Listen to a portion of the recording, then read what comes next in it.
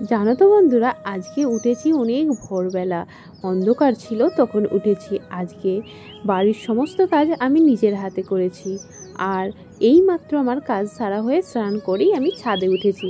আর সারা রাত্রি ধরে যেহেতু বৃষ্টি হয়েছে, আর উঠেই দেখলাম ছাদেতে ভেজা গাছগুলো এত সুন্দর লাগছে, ওই জন্যই তোমাদের প্রথমে একটু দেখিয়ে দিলাম আমাদের ছাদের গাছগুলো। আর গাছে কত লঙ্কাও ধরেছে, তোমরা তো দেখলেই।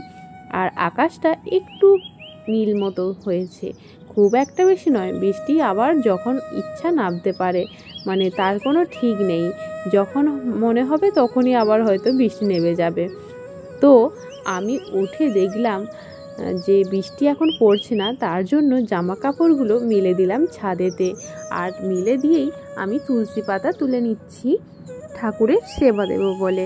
তো তুলসী পাতাগুলো তুলে নিই, তারপরে গিয়ে বাবানকে খাওয়াতে হবে। তো ওকেও কিছু খাইয়ে ওষুধ আরে খাওয়াতে হবে, ওর পাটা তো এখনও সারেনি। আর জানো তো বন্ধুরা, আমার শাশুড়ি মা এখনও কিন্তু আজকে ওঠেনি। আর কেন ওঠেনি তার কারণটা পুরোটাই তোমাদের বলবো, পুরো ভিডিওটা দেখতে থাকো। পুরো ভিডিওটা দেখার অনুরোধ রইল তোমাদের কাছে।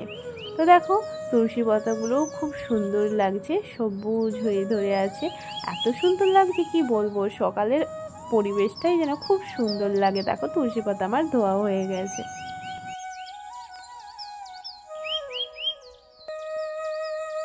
শুভ সকাল আমার প্রিয় বন্ধুরা, হুগলি জেলা ছোট্ট একটা গ্রাম থেকে আমি মামনি আমার আরও একটা নতুন ভিডিও তোমাদেরকে অনেক অনেক স্বাগতম আর অনেক ভালোবাসা। আজকের ভিডিওটা স্টার্ট করছি সকাল 7টা থেকে। হ্যাঁ, আজকে উঠেছি ভোর 4:30টার সময়।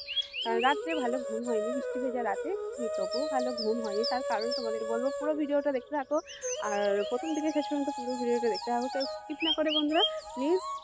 তো চলো, এখন আমার সমস্ত বাড়ির কাজ সারা হয়ে গেছে, এখন শুধু ঠাকুরের সেবাটা দেবো। আজকের ভিডিওটা স্টার্ট করেছি ছাদ থেকে। চলো বন্ধুরা, এখন নিচে যাই, গিয়ে সেবাটা দিয়ে দিই, তারপরে তোমার সাথে আবার দেখা। তো দেখো, এখানে ঠাকুরের বাসনগুলো ধুয়ে রেখে দিয়েছিলাম। এই যে তুলসী পাতাগুলো এখানে রেখে দিচ্ছি, গিয়ে শুধু সেবাটা দেব, তাহলেই সমস্ত কাজ আমার কমপ্লিট।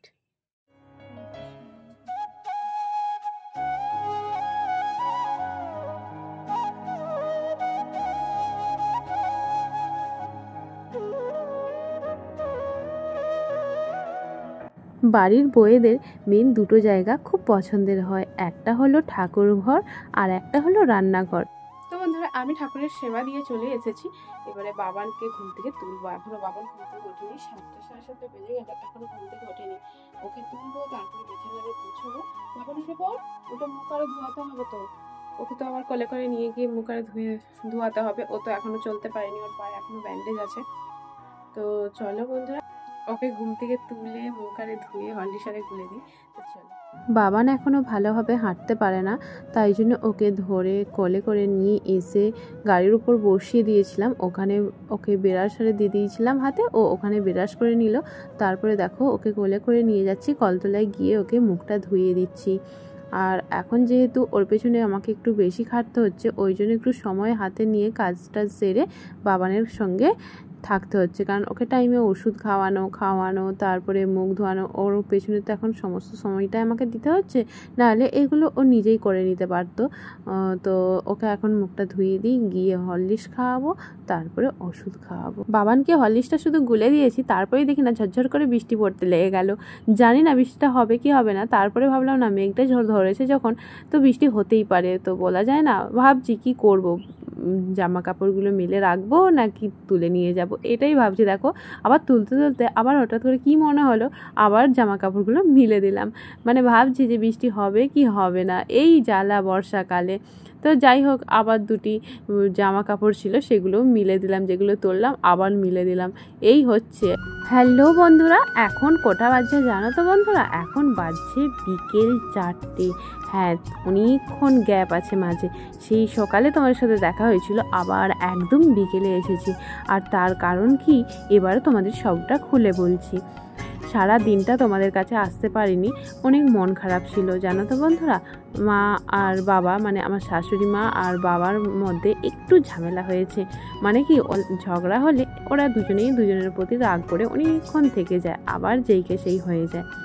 তো কালকে রাত্রে হঠাৎ করে, রাত নয় ভোরবেলা, আজকে ভোরবেলা ওঠার কারণ অনেকটা রাত থাকতে ভোরবেলা হঠাৎ বাবা ডাকছে আমাকে। বলছে একবার ওঠো, তোমার শাশুড়ি মা ঘুম হয়নি, এখন উঠে বসে আছে। আমি তো উঠে গিয়ে দেখি না সত্যিই বসে আছে, রাগারাগি করে। তারপরে কি করব, মাকে বললাম শুয়ে পড়ো, নাহলে উঠে পড়ো। মা দেখলাম শুয়ে পড়েছে আবার, তো একটু রাগ করেছে আর কি। তো ওদের মধ্যে কালকে একটু রাগারাগি হয়েছে, যেমন হয় স্বামী স্ত্রীর মধ্যে। তো তার জন্য কালকে কেন জানি না আমার রাত্রের ঘুমটাও যেন একটু ছিমছিম ভাব হয়েছে।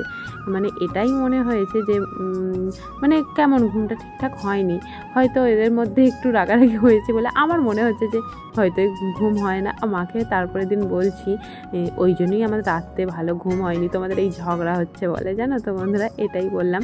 তো মা দেখো ওই যে বিছানায় এখন শুয়ে আছে, দেখতে পেয়েছো? তো এক সাইডে এই যে মন খারাপ করে শুয়ে আছে। তারপরে বাবা বিকেলে মাকে ডেকে কিন্তু খাইয়ে দিয়েছে। মানে ওদের তো স্বামী স্ত্রীর ঝগড়া আর কতক্ষণই থাকে বলো, তো ঝগড়া হয়েছে, প্রতিটা স্বামী স্ত্রীর মধ্যেই রাগারাগি থাকে। তো তোমাদের সাথে শেয়ার করলাম যে মা আর বাবার মধ্যে একটু রাগারাগি হয়েছে, বেশি না, ঠিক আছে। তো যাই হোক, মনটা আমারও খারাপ ছিল, তাই জন্য সারাদিনটা তোমাদের সামনে আসতে পারিনি। আর এখন আমি কি করছি জানো তো বন্ধুরা, এখন কি করব ভেবে দেখলাম চেয়ারের মধ্যে কিছু জামা কাপড় ছিল অগোছালো হয়ে, সেইগুলো এখন গোছাচ্ছি আর গুছিয়ে রেখে দিচ্ছি। আর বৃষ্টিটা আজকেও হয়েছে খুব সারাদিনটা, আবার সারাদিনটা যেন তো কারেন্ট থাকেনি, তাই জন্য আজকে একটা টাইমে ভিডিও ছাড়তে পারিনি। আর দেখো মা দেখো শুয়ে আছে, মা কিন্তু মুখ ঢাকা দিয়ে যে শুয়েছে আর ওঠেইনি। আর তোমরা কি বুঝতে পারছো? বুঝতে পারবে না, কারণ মুখে তো কাপড় ঢাকা আছে, বোঝা যাচ্ছে না।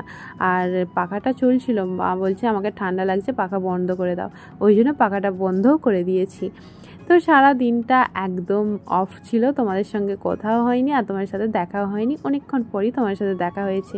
আর যেহেতু বৃষ্টি হয়েছে তার জন্য দেখো জামা কাপড়গুলো বর্ষাকালে প্রায় ওই যে খাটের ওই যে ডান্ডা ছড়িতে থাকে জামা কাপড়গুলো, দেখতে পেয়েছো তো, ওগুলো মেলা থাকে। তো ওইগুলো এখনও মিলে রেখে, কালকে বেড কভার আরে কেচেছিলাম, সেগুলোও শোকায়নি ভালোভাবে, ওই তো ওখানেই মিলে রেখেছি। তো এখন শুকনো হয়ে গেছে।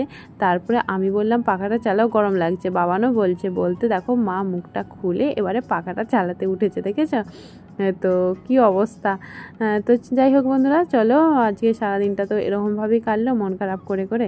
তো চলো আজকের মতো ভিডিওটা এখানেই শেষ করছি, দেখা হবে পরের ভিডিওতে। ততক্ষণ সবাই ভালো থাকবে, সুস্থ থাকবে আর আমার পাশে থাকবে। তো চলো বন্ধুরা, টাটা।